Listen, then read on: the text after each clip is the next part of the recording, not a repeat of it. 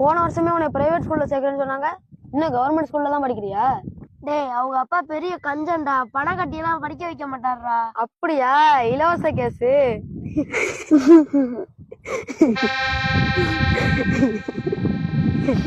நிறுத்துங்க.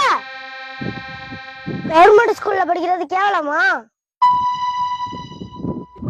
அரசாங்கம் கொடுக்குற இலவச அரிசி வாங்கிக்குவீங்க, இலவச வேட்டி சேலை வாங்கிக்குவீங்க, இலவச கரண்டையும் வாங்கிக்குவீங்க, அப்பப்ப கொடுக்குற 1000 2000 பணத்தையும் வாங்கிக்குவீங்க.